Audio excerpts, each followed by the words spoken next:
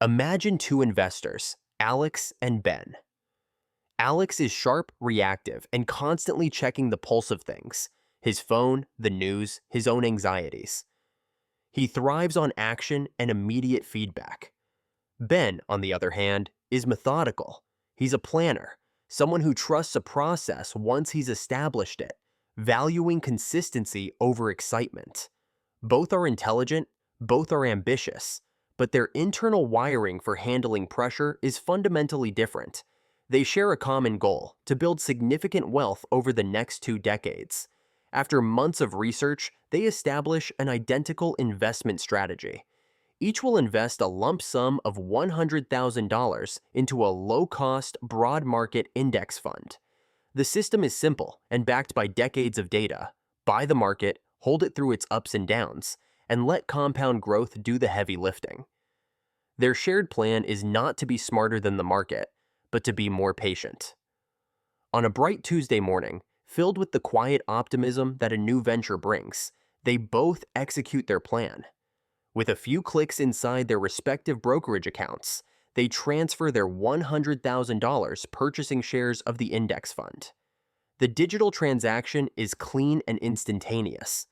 For a moment, their financial futures are perfectly aligned, two identical portfolios embarking on the same journey. In the first few weeks, a sense of satisfaction sets in. The market drifts slightly upward, and their $100,000 investment ticks up to $103,000. Alex feels a jolt of excitement, a validation of his decision. He imagines it hitting $120,000 by the end of the year. Ben sees the same number and feels a quiet calm, not because of the gain, but because the system he put in place is functioning as expected. This difference in feeling is rooted in a core psychological principle known as prospect theory. The theory explains that humans feel the pain of a loss roughly twice as powerfully as the pleasure of an equivalent gain. Losing $10,000 feels as bad as gaining $20,000 feels good. This emotional asymmetry is a quiet, invisible force in every financial decision, waiting for a trigger. That trigger arrives a month later. Global economic fears spook the market, and a sharp correction begins. The feeling of safety evaporates, replaced by a palpable sense of danger as red, downward-pointing arrows dominate the screen. Their portfolios, once a source of pride at $103,000, plummet. Within 2 weeks, their initial $100,000 investment is worth only $85,000, a paper loss of $15,000. For Alex, this isn't a paper loss. It's a visceral, gut-wrenching blow. The quiet satisfaction is gone, replaced by a constant, gnawing anxiety. He's glued to his screen, watching the number drop, feeling the weight of that negative $15,000 far more intensely than he ever felt the pleasure of the $3,000 gain. His long-term plan is forgotten, drowned out by the short-term panic.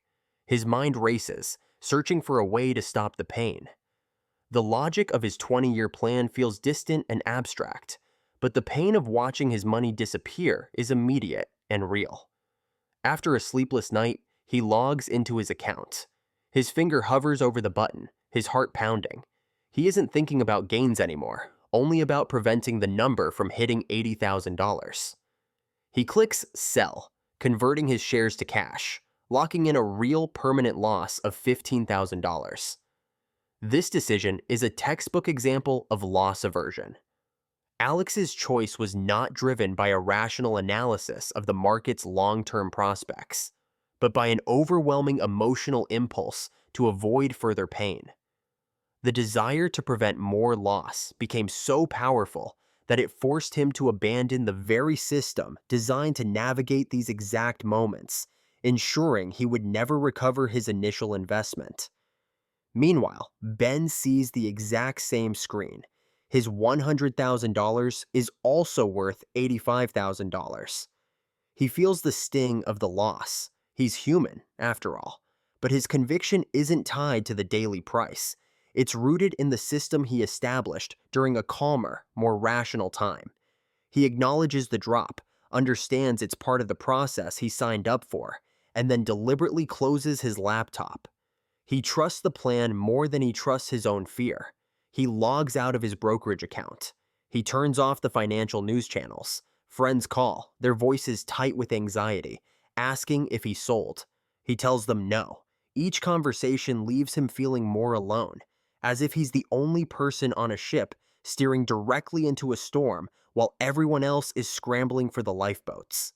His $100,000 portfolio is now worth just $65,000.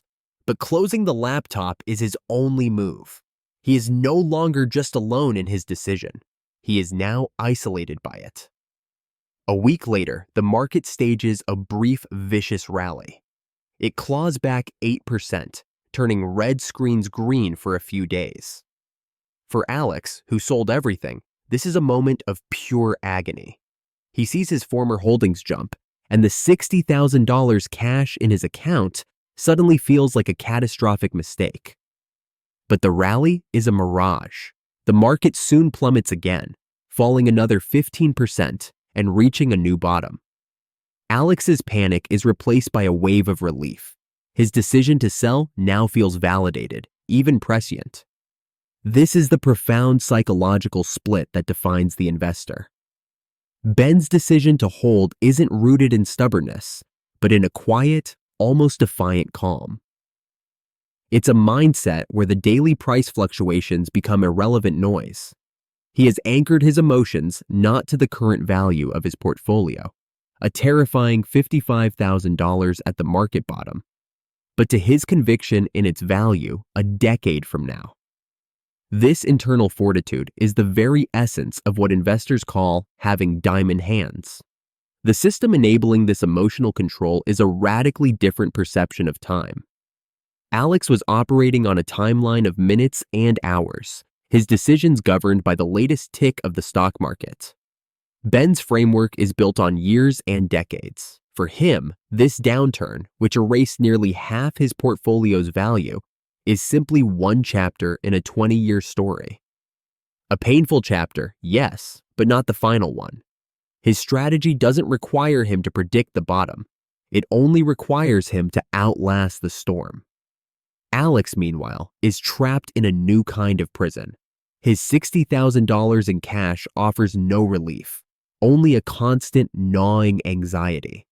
Every day the market is down, he's terrified to buy back in, convinced it will fall further.